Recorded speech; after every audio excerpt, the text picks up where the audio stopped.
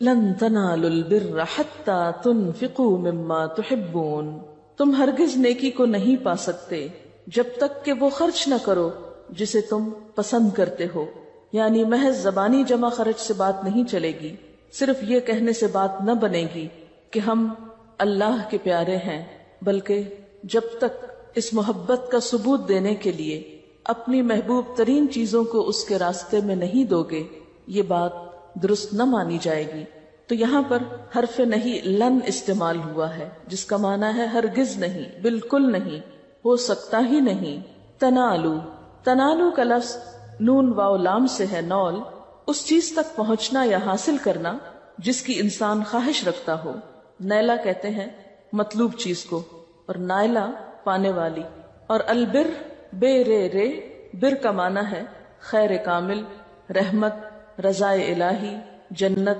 تو لن تنالوا البر، تم ہرگز نہیں پا سکتے رحمت کو، اللہ کی رضا کو، جنت کو، حتی یہاں تک کہ تنفقو تم خرچ کرو.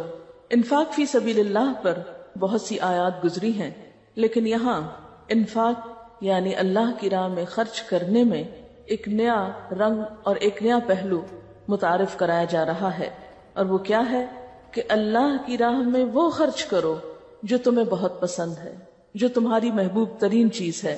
یاد رکھو تم نیکی کی روح کو نہیں پا سکتے، تم اللہ کی نگاہوں میں حقیقی معنوں میں نیک نہیں ٹھہر سکتے، نیک نہیں بن سکتے جب تک کہ تمہیں وہ خرچ کرنا نہ آ جائے جس سے تم محبت رکھتے ہو. یعنی اپنی پسندیدہ ترین چیز کو اللہ کی راہ میں دے کر ہی اللہ سے محبت کے دعوے کو سچا قرار دے سکتے ہو. روایات میں آتا ہے کہ جب یہ آیت نازل ہوئی تو صحابہ کرام نے اپنی چیزوں کا جائزہ لیا اور جو کچھ سب سے زیادہ پیارا تھا اسے اللہ کی راہ میں خرچ کیا. تو لن تنالوا البر حتی تنفقوا مما تحبون، ہرگز نہیں تم پا سکتے نیکی کو. آپ ادھر امیجن کریں کہ نیکی دور ہے کہیں، البر جو ہے نیکی یا جنت یا اللہ کی رضا یا اللہ کی خوشی اور اللہ کی رحمت، وہ رکھی ہے دور، کہیں امیجن کر لیں. اور آپ اس کو پانا چاہتے ہیں، اٹھانا چاہتے ہیں، لینا چاہتے ہیں، اس سے فائدہ اٹھانا چاہتے ہیں، اس کے نیچے آنا چاہتے ہیں، لیکن آپ کے راستے میں ایک بیریئر ہے. اور وہ بیریئر کیا ہے؟ آپ کی سب سے زیادہ پسندیدہ ترین چیز، محبوب ترین چیز. اللہ تعالیٰ نے ہمیں کیا بتایا؟ والذین آمنوا اشد حبا للہ، وہ لوگ جو ایمان لاتے ہیں اللہ کی محبت میں سب سے زیادہ شدید ہوتے ہیں. جن کے دل میں اللہ کی محبت پانے کی تڑپ ہوتی، وہ اس بر تک پہنچنا چاہتے ہیں، وہ اپنے اس راستے کی محبوب ترین چیز کو بھی ہٹا دیتے ہیں تاکہ وہاں تک پہنچ سکیں، اس کو پا سکیں. اور انہیں ایسا کرنے میں کچھ بھی مشکل نہیں ہوتی. ہم سب بھی اپنے دلوں کا جائزہ لیں، اپنے دلوں کو ٹٹولیں اور کھنگالیں کہ اس میں سب سے زیادہ پیاری چیز کون سی ہے، اور کیا اس چیز کو میں اللہ کی محبت پانے کے لیے قربان کر سکتی ہوں. قربان کرنے کا مطلب کیا ہے؟ ایک تو یہ کہ وہ کسی کو دے دینا، جیسے مال وغیرہ. تو اس سے مراد صرف مال نہیں، یہ نہیں کہا کہ حتی تنفقوا من مالکم، یہ نہیں کہا گیا کہ تم اپنی بلانگنگز میں سے کچھ خرچ کرو. کیا کہا گیا ہے؟ لفظ کیا ہے؟ مما تحبون، اس میں سے جس سے تم محبت رکھتے ہو. یہ مال بھی ہو سکتا ہے، کوئی انسان بھی ہو سکتا ہے، اولاد بھی آپ کی ہو سکتی ہے، یا کوئی آپ کا شغل ہو سکتا ہے، کوئی ہابی ہو سکتی ہے، کوئی آپ کی دل پسند چیز ہو سکتی، کوئی ایکٹیویٹی ہو سکتی ہے، کوئی بھی چیز کہ جس سے آپ محبت رکھتے ہوں، جو کام بھی آپ کا بہت پسندیدہ ہو. اور پسندیدہ چیز سے مراد ضروری نہیں کہ کوئی بہت قیمتی چیز ہو، کہ مثلا آپ کو اپنی ہیرو کی ایک انگوٹھی بہت پسند ہے تو آپ سمجھیں کہ جب تک میں یہ قربان نہ کروں اس وقت تک اللہ کی محبت نہیں پا سکتی. تو یہ اس سے مراد نہیں. ہو سکتا ہے اس ہیرو کی انگوٹھی سے بڑھ کر کوئی اور چیز بھی آپ کو بہت پسند ہو. تو یہاں محبوب چیز کا مطالبہ کیا جا رہا ہے، قیمتی کا نہیں. اور بسا اوقات یہ بھی ہوتا ہے کہ جس انسان کے دل میں مال کی بہت محبت ہو، اس کے لیے مال ہی بہت قیمتی بھی اور پسندیدہ بھی ہو. تو ہم میں سے ہر شخص کو خود دیکھنا چاہیے. اور پھر آپ دیکھیے کہ اللہ تعالیٰ نے ہمیں ایسی آزمائش میں نہیں ڈالا کہ جس پر ہم پورے نہ اتر سکیں. یہ نہیں کہا گیا کہ جو کچھ پسند کرتے ہو سارے کا سارا ہی دے دو، بلکہ کیا کہا گیا؟ مما، اس میں سے جو. تو من یہاں بعض کے لیے ہے، یعنی اگر سارا نہیں اور بعض حصہ بھی دے دو گے، کچھ حصہ بھی دے دو گے، تو اس سے بھی اصل مقصود پورا ہو جائے گا۔ اب ایک بات یاد رکھیے کہ جب آپ کسی کو بھی اپنی پسندیدہ چیز دیتے ہیں تو دینے کے بعد کیا نہیں کرنا ہوتا؟ احسان نہیں جتانا ہوتا، اس کا تذکرہ نہیں کرنا ہوتا، اس پہ واویلا نہیں کرنا ہوتا، کیونکہ بسا اوقات ہم کیا کرتے ہیں، کام کر بھی لیتے ہیں پھر اپنے آپ پہ ترس کھاتے رہتے ہیں، ہائے ہم بیچارے۔ تو ایسی چیزوں سے بھی خود کو روکنا ہے۔ اللہ کی راہ میں کچھ دے کر پھر اسے جتایا نہیں کرتے، پھر اس پر خود کو بہت مظلوم نہیں ثابت کیا کرتے، بلکہ خوشی خوشی دیتے ہیں، اور اس بات پر شکر ادا کرتے ہیں کہ اللہ کا شکر ہے جس نے موقع دیا، جس نے توفیق دی۔ یہ بھی تو ہو سکتا تھا کہ ہم اس راہ پہ نہ آتے، ہم اپنا یہ سارا مال، وقت، جوانی، صلاحیتیں، طاقتیں یہ کسی اور راہ میں لگا رہے ہوتے، اور اس کا نتیجہ معلوم نہیں دنیا میں بھی نکلتا یا نہیں، اور آخرت میں تو کچھ بھی نہ نکلتا۔ تو اللہ تعالیٰ جب ہمیں نیکی کی توفیق دے، جب ہمیں کچھ خرچ کرنے کی اپنی راہ میں صلاحیت دے، تو اس پر شکر بھی ادا کریں کہ اللہ تیرا شکر ہے تو نے توفیق دی۔ اور پھر مزید فرمایا وَمَا تُنْفِقُوا مِنْ شَيْءٍ، اور جو بھی تم خرچ کرو گے، کوئی بھی چیز، یعنی کسی بھی چیز میں سے، پوری یا تھوڑی یا آدھی یا کوئی بھی چیز، یعنی ضروری نہیں کہ مال، کوئی بھی چیز، فَإِنَّ اللَّهَ بِهِ عَلِيمٌ، تو اللہ تعالیٰ کو اس کا پتہ چل جاتا ہے۔ تم چھپا کر بھی دو، کسی کو پتہ نہ چلے، اسے پتہ چل جاتا ہے۔ اس میں آپ دیکھیے کہ اس آیت پر عمل آپ کیسے کر سکتے ہیں کہ جس چیز کی طرف آپ کو اٹریکشن معلوم ہو، جس چیز کی طرف آپ مائل ہونے لگے، یا جو چیز بھی آپ کے اللہ کے راستے میں حائل ہونے لگے، اس کو کٹ ڈاؤن کرنے لگے۔ مثلا ایک غذا آپ کو بہت پسند ہو سکتی، آپ کا دل چاہتا ہے کہ آپ ساری خود ہی کھا لیں، فوراً سوچیں یہی میرا امتحان ہے، کسی کے ساتھ ضرور شیئر کرنا ہے، ضرور کسی کو کچھ دینا ہے۔ بسا اوقات کیا ہوتا ہے، جو چیز ہم کو پسند نہیں ہوتی وہ تم کہتے ہیں چلو ہمیں پسند نہیں، کسی اور کے کام آ جائے۔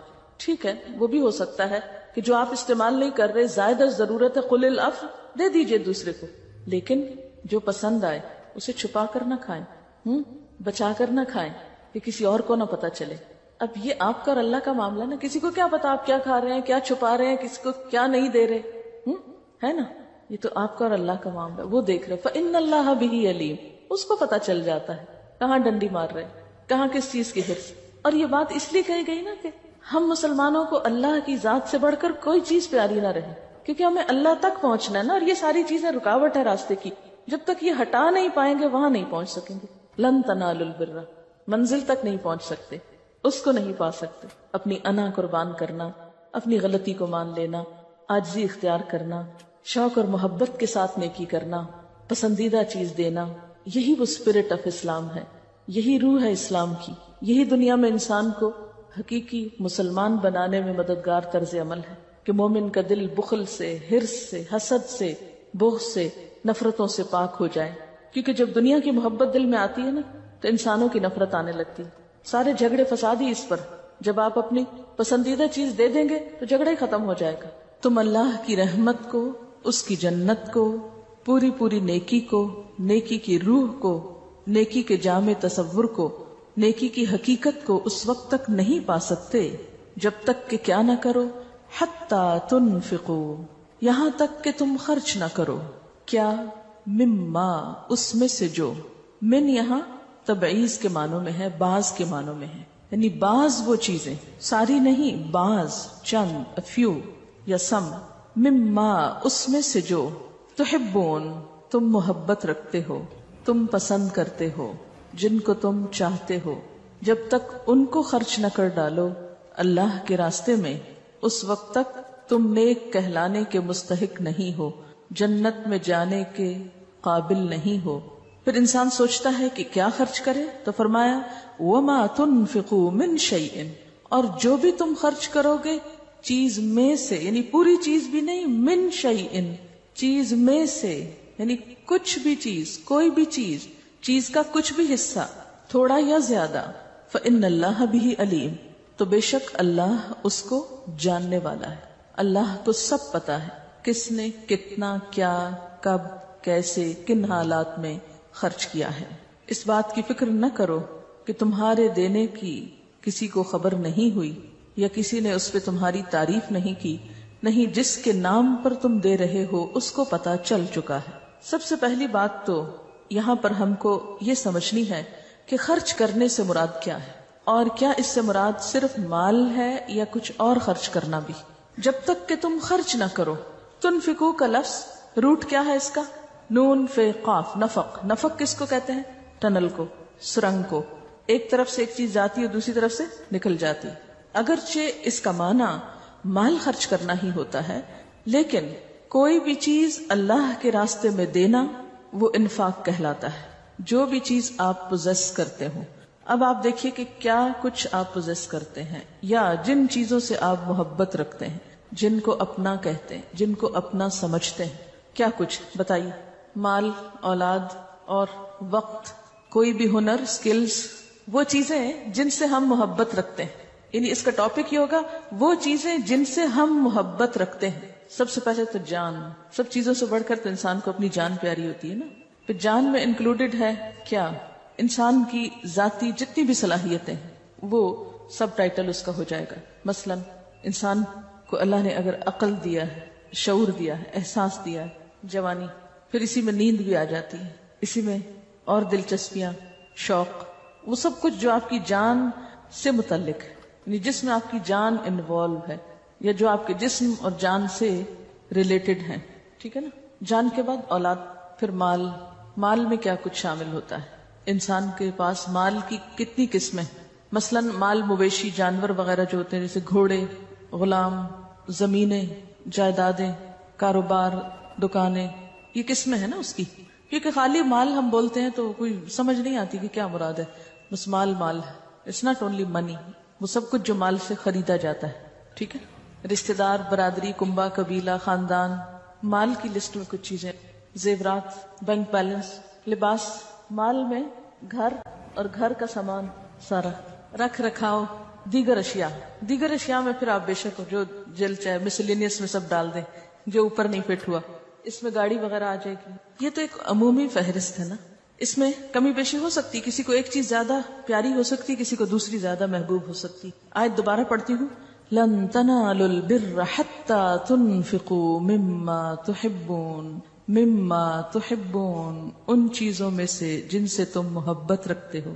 جب تک ان میں سے خرچ نہ کرو، ان میں سے نہ دو، اس وقت تک اللہ کی محبت حاصل نہیں ہو سکتی.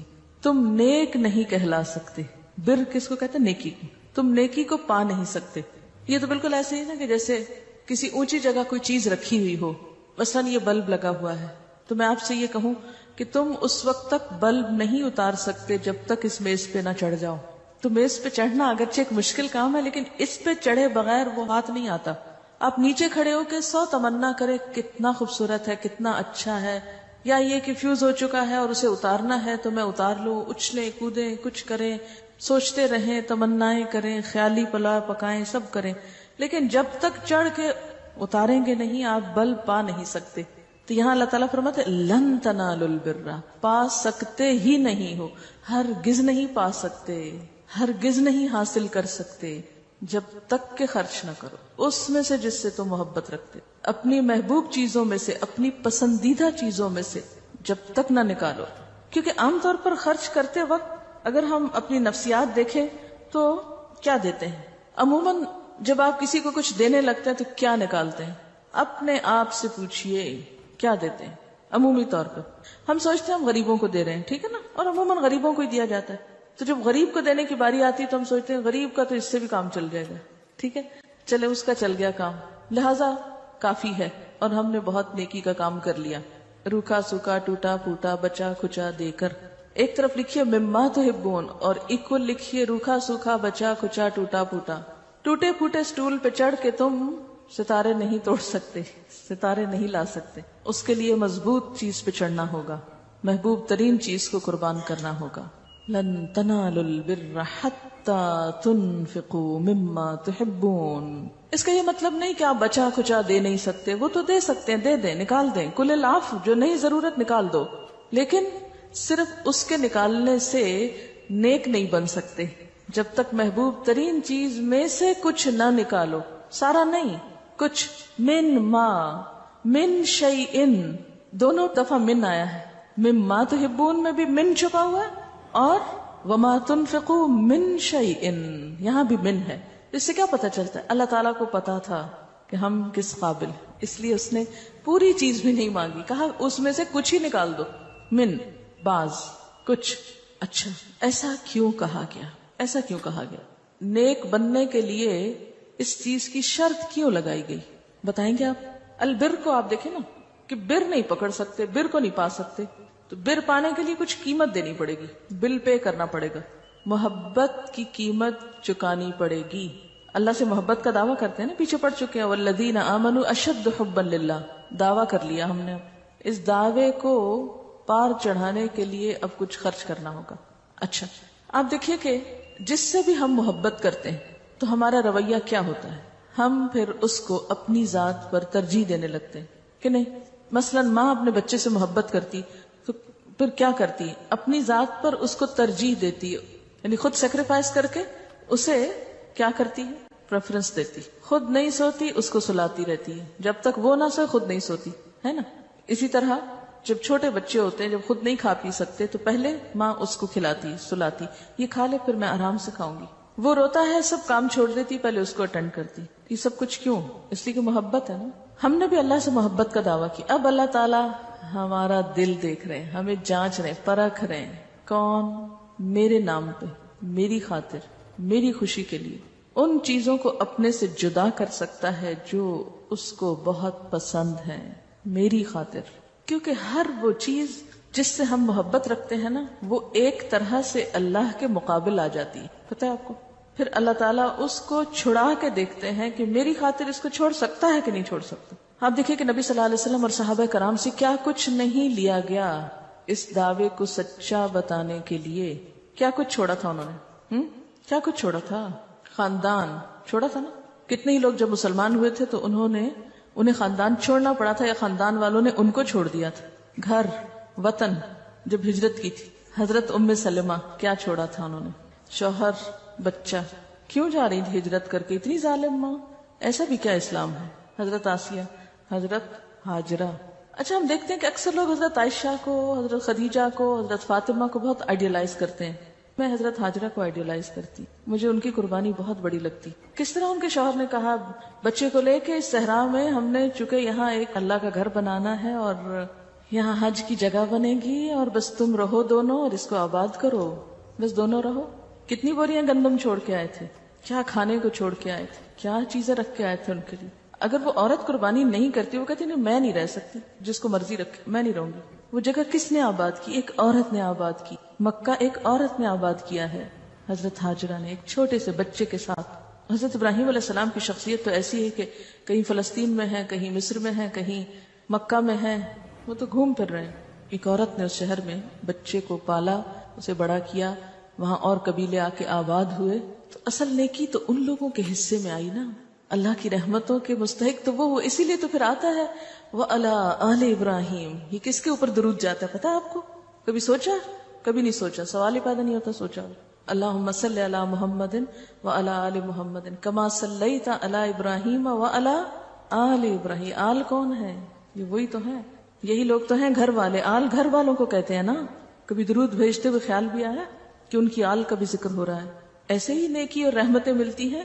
البر نیکی رحمت، یہ رحمت کی دعائیں قربانیوں کی وجہ سے ملتی ہیں. لن تنالوا البر حتى تنفقوا مما تحبون. تو آپ خود اپنا انالیسس کر سکتے ہیں کہ پارشلی یا فلی یا فار سم ٹائم یا فار ایور، کتنے عرصے کے لیے کیا کتنا قربان کر سکتا ہوں. یہ نہیں کہا کہ یہ آپ دیکھیے پھر دہرا رہی ہوں کہ یہ نہیں کہا سب کچھ دے دو، یہ نہیں کہا. اللہ تعالیٰ کو پتا تو ہم کر ہی نہیں سکتے، دے ہی نہیں سکتے، مر جائیں گے ہم تو خود بھی. کیونکہ احترت الانفس الشح، دلوں میں شح بخل تو بھرا ہوا ہے نا، ہرس تو بھری ہوئی ہے. کیسے کر سکتے؟ کر ہی نہیں سکتے. ہم تو جس چیز کو پوزیس کرتے ہیں اون کرتے ہیں، پھر کہتے ہیں خبردار جو کا ہاتھ بھی لگائے اس کو. کچھ تو دے دو اس کی محبت کے لیے، کچھ تو قربان کرو اگر بڑے درجے چاہتے ہو. اس سے مراد یہ بھی نہیں کہ بہت بڑی اماؤنٹ ہو، بہت بڑی چیز ہو، بہت ہیوج ہو کچھ تو ہم کہ یہ دیا تو اب ہم نے کچھ کیا. یہ نہیں مراد. چاہے چھوٹی سی چیز ہو، چھوٹی سی، اور بڑی نصیب ہو تو بڑی.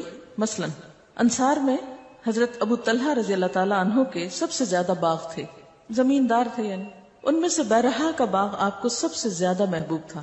یہ مسجد نبوی صلی اللہ علیہ وسلم کے سامنے تھا. اب بھی کبھی آپ جائیں تو آپ دیکھیں سڑک پار کر کے سامنے والی سائڈ پہ جو جگہ ہے وہاں پر تھا. آپ اس باغ میں جایا کرتے تھے, وہاں کا عمدہ اور میٹھا پانی پیا کرتے تھے. کوئی باغ اچھا اسی وقت ہوتا ہے جب اس کا پانی اچھا ہوتا ہے, تو آپ پانی پینے جاتے. جب یہ آیت نازل ہوئی تو ابو طلحہ نے حضور صلی اللہ علیہ وسلم سے عرض کیا کہ میری ساری جائیداد میں سے بیرہا کا باغ مجھے بہت پیارا ہے, میں اس باغ کو اللہ کی راہ میں صدقہ کرتا ہوں اور اس سے ثواب اور اللہ کے ہاں ذخیرے کی امید رکھتا ہوں, آپ جہاں مناسب سمجھیں اسے استعمال کریں. آپ صلی اللہ علیہ وسلم نے فرمایا بہت خوب, یہ مال تو بالآخر فنا ہونے والا ہے, یہ تو چلا ہی جائے گا, تم خود نہیں دو گے, لے لیا جائے گا ایک دن. ایک دوسری روایت میں ہے کہ مال تو بہت نفع دینے والا ہے, یعنی ایک اور روایت کے الفاظ کیا کہتے ہیں کہ بہت ہی نفع مند باغ ہے, اس سے تو اتنا پھل لاتا ہے. ایک ہوتا نا ایک پیس آف لینڈ, مگر اس سے کچھ اگتا نہیں, کچھ بنا نہیں, کچھ نہیں, بس پیس آف لینڈ ہے. مگر یہ تو اگا ہوا باغ ہے, اس کی قدر تو اس سے پوچھیں جس کسی کا باغ ہو اور پھلدار باغ ہو. پھر فرمایا اچھا تم ایسا کرو, اپنے غریب رشتہ داروں میں بانٹ دو. ابو طلحہ کہنے لگے بہت خوب یا رسول اللہ صلی اللہ علیہ وسلم, میں ایسا ہی کرتا ہوں, آپ جیسے کہیں گے ویسے ہی کر دوں گا. چنانچہ یہ باغ حضرت ابو طلحہ نے اپنے رشتہ داروں اور چچا زاد بھائیوں میں بانٹ دیا. ان رشتوں کو دینا اور مشکل ہوتا ہے, غریبوں کو دینا پھر آسان ہوتا ہے, کیونکہ ان سے ایک ہڈن جیلسی بھی ہوتی ہے. اچھا وہ کیا کر رہے ہیں, آگے نکل رہے ہیں, ہم سے پیچھے ہیں, ایک مقابلہ کمپٹیشن ہوتا ہے ان رشتوں سے. تو عموماً دنیا بھر ہم سے آگے نکل جائے ہمیں کوئی پرواہ نہیں, لیکن اگر چچا زاد اور خالہ زاد اور پھپھی زاد آگے نکلے تو ہم بہت پریشان, وہ ہم سے آگے نہ نکلے, ان کو تو پیچھے ہی رہنا چاہیے. اور عموماً یہ خواتین ہی ہوتی ہیں جو گھروں میں ایسے کمپٹیشن رکھتی ہیں, میرا بچہ ایسے اور فلانے کا ایسے اور اس کا ایسے اور اس کا. وہ دیورانیاں جٹھانیوں کی آپس میں نہیں بنتی نا, پھر وہ اس طرح کاٹتی بچوں کے دلوں میں اس طرح کے مقابلے پیدا کر کے, نفرتیں اور عداوتیں بو کر. تو چونکہ اللہ کی محبت میں محبوب ترین چیز دینا, اور دینا اس کو جس کو دے کر خوشی نہ ہو. لیکن جب اللہ کے لیے دینا ہو تو بس دے دیا, اللہ کو دے دیا نا, کوئی بھی لے جائے, ہمیں اس سے کیا کون لے جائے, ہمیں تو اس کے بدلے میں اللہ کی محبت چاہیے, اس کی رضا چاہیے. وہ مل گئی تو سب کچھ مل گیا, اور یہ تو بالآخر فنا ہونے والا ہی ہے. اسی طرح کچھ اور روایات میں آتا ہے کہ اس کے بعد ہر صحابی نے کچھ نہ کچھ ضرور نکالا, خواہ چھوٹی سی چیز تھی. حضرت زید کو اپنا ایک گھوڑا بہت پسند تھا, تو انہوں نے وہ لا کر حضور صلی اللہ علیہ وسلم کو دیا کہ میرا یہ گھوڑا مجھے بہت عزیز ہے, آپ اس کو اللہ کی راہ میں جہاں چاہیں استعمال کریں. تو آپ صلی اللہ علیہ وسلم نے کیا کیا, حضرت اسامہ کو بلایا اور اس کو اس پہ سوار کر دیا. کہ لگے اللہ کے رسول صلی اللہ علیہ وسلم, میں نے تو اللہ کے راستے میں دیا, فرمایا تمہارا قبول ہو گیا, تم نے مجھے کہا نا جو چاہوں کرو, لے جاؤ. اصل میں اللہ تعالیٰ محتاج نہیں ہے, نہ اسے چیزیں چاہیے کسی کی, وہ تو یہ دیکھتا ہے کہ دل کیا ہے, وہ تو دل دیکھنا چاہتا ہے. حضرت عبداللہ بن عمر کی ایک لونڈی تھی, انہوں نے اس کو آزاد کر دیا. وہ کہتے ہیں کہ اب بھی میرے دل میں اس کے لیے اتنی محبت ہے کہ اگر کوئی چیز دے کر نکاح کی بھی اجازت ہوتی تو میں اس سے دوبارہ نکاح ہی کر لیتا, کیونکہ آزاد کر کے لونڈی کو نکاح ہو سکتا ہے نا. اسی طرح اور بھی واقعات ملتے ہیں. دراصل یہ عمل کیا ہے, اللہ کے ساتھ اپنی محبت کو سچا بتانے کا. اللہ تعالیٰ آپ نے کہا, میں نے کر لیا, اس لیے کر لیا کہ آپ سے بڑھ کر مجھے کوئی بھی چیز عزیز نہیں, آپ چاہیں تو میں کسی بھی چیز کو چھوڑ سکتا ہوں. ہم سب کو بنیادی طور پر اللہ تعالیٰ نے بنایا کس لیے ہے. جب ہمارے ذہن میں یہ چیز واضح ہو جائے گی تو ہماری ہر چیز اپنی جگہ پر آ جائے گی. جب تک کوئی چیز اپنی جگہ پر نہ ہو صحیح کام نہیں کرتی. مثلاً اسی ایئر کنڈیشنر کو اتار کے اگر ہم زمین پہ رکھ دیں یا دیوار کے ساتھ کھڑا کر دیں تو یہ کام نہیں کرے گا جو اپنی جگہ پہ کر رہا ہے. چھت والا چھت پہ کام کرے گا, اور اگر آپ اس دیوار کے ساتھ لگے ہوئے کو سٹینڈ کو اگر آپ چھت پہ چڑھانے کی کوشش کریں تو کیا ہوگا, کیا نتیجہ نکلے گا. اگر ٹیوب لائٹس آپ چھت سے اتار کے ستونوں کے ساتھ لگا دیں کیا ہوگا, روشنی اس طرح نہیں ملے گی. آپ صلی اللہ علیہ وسلم ایک خطبہ دے رہے تھے تو 3 لوگ اندر آئے, تو ان تینوں نے کیا کیا تھا, تینوں کا طرز عمل مختلف تھا. پہلے نے کیا کیا تھا, آگے آ کر آپ کے قریب بیٹھ گیا, دوسرا کہاں بیٹھا, پیچھے بیٹھ گیا, اور تیسرا تو آپ نے کیا فرمایا تھا. تینوں کے بارے میں جب آپ خطبہ ختم کر چکے تو تینوں کے عمل پر آپ نے اپنی رائے دی کہ ان تینوں کا اب کیا معاملہ ہے. یہ جتنی بھی باتیں ہم نے کی ہیں سنی سب نے ہیں, عمل سب کا مختلف ہوگا, اس لیے انجام بھی ہر ایک کا الگ الگ ہوگا. یہ نہیں ہو سکتا کہ ہم اپنی منمانی کریں اور انجام پھر ہماری ہی مرضی کے مطابق ہو, یہ نہیں ہو سکتا, یہ پاسبل ہی نہیں. وہ وہی ہوگا جو آپ کر رہے ہیں. تو اس لیے اپنے کرنے پر غور و فکر کی ضرورت ہے, کیونکہ آج تک ہمیں یہی سمجھ نہیں آتی کہ ہمیں کرنا کیا ہے اور کیسے کرنا ہے, یا ہمارا مقام کیا ہے, یا ہماری زندگی کا مقصد کیا ہے, یا اللہ نے ہمیں اس پلانٹ پہ اتارا کیوں ہے, اس دنیا میں بھیجا کیوں. جب تک یہ مقصد سمجھ نہیں آئے گا کوئی بھی ایفرٹ آپ کی صحیح ڈائریکشن پر ہوگی نہیں. اور جس پہیے کی डायरेक्शन सही ना हो, चाहे वो कितना ही चल रहा हो, वो गाड़ी किसी मंजिल पे नहीं पहुंचती। जिसका पहिया तो चल रहा हो लेकिन सही डायरेक्शन पे ना चल रहा हो। हम सबकी जिंदगी का मकसद जिसने हमें बनाया उसी ने बता दिया कि वमा खलक़तुल जिन्ना वल इंसा इल्ला लियाबुदूनी, मैंने जिन्न और इंस को इसलिए बनाया है कि वो मेरी इबादत करे। लिहाजा हमारी जिंदगी का मकसद क्या है? क्या मकसद है? इबादत है। अल्लाह की इबादत, उसकी रजा, उसकी इताअत, उसकी बंदगी, उसकी परस्तिश, उसकी याद।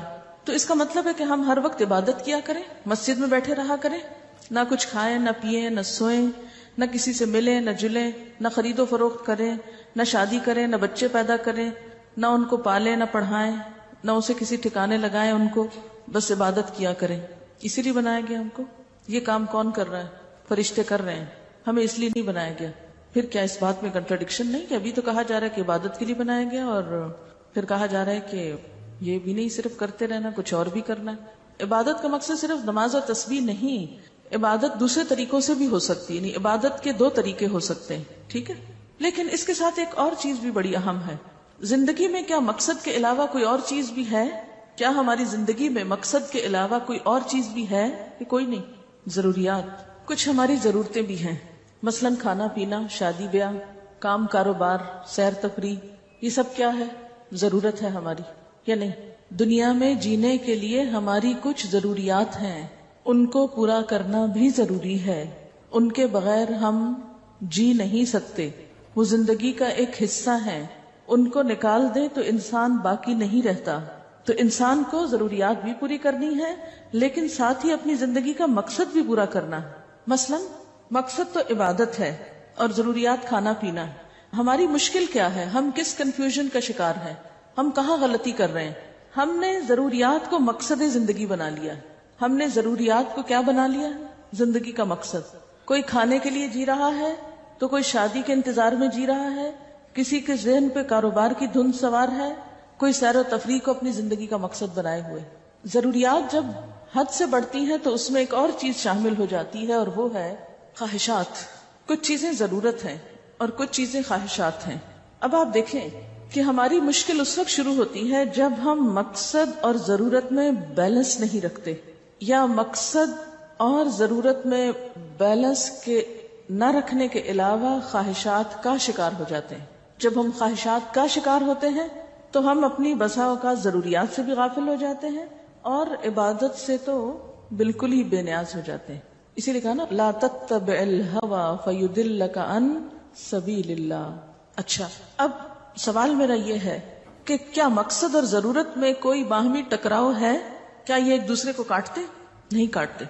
मकसद और जरूरत में बाहम कोई तजाद नहीं, कोई कंट्राडिक्शन नहीं। ये दोनों एक दूसरे को काटने वाले नहीं। हम मकसद और जरूरत दोनों को साथ लेकर चल सकते हैं, और दोनों को साथ लेकर चलने के लिए 2 चीजें जरूरी हैं। एक तो नीयत। जब जरूरियात में भी नीयत अच्छी हो तो वो भी इनडायरेक्टली इबादत हो जाती है, ठीक है। यानी जब जरूरियात हम अपने मकसद की तकमील के लिए पूरी करेंगे, और खाना क्यों खाएंगे? कि हमारे मकसद में फायदा होता है, असल मकसद पूरा होता है। पहने की क्यों? इसलिए कि मकसद पूरा होता है। तो मुझे बताइए कि क्या जरूरत को मकसद के ताबे होना चाहिए या मकसद को जरूरत के ताबे? प्रायोरिटी किसकी? जरूरत को मकसद के ताबे होना चाहिए।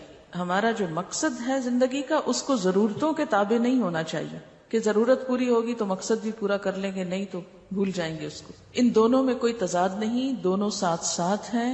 बल्कि जरूरियात को अच्छी तरीके, अच्छी नीयत से पूरा किया जाए तो वो भी इबादत है। यानी इबादत के 2 माने आप कर सकते हैं। एक तो उसका इस्तिलाही माना जिसको कहा ही इबादत गया है, ठीक है, जिसका नाम ही इबादत, मतलब नमाज रोजा वगैरह, वो तो डायरेक्ट इबादत है। और दूसरे क्या है? इनडायरेक्ट इबादत, जो जरूरियात की तकमील से होती। हाँ, जरूरियात की तकमील के बाद जब हम कसरत ख्वाहिशात का शिकार होते हैं तो वो हमें मकसद से दूर ले जाती। यानी ख्वाहिशात की तकमील इंसान को मकसद से दूर ले जाने लगती। इसलिए ख्वाहिशात की तकमील में बहुत मोहतात होने की जरूरत है।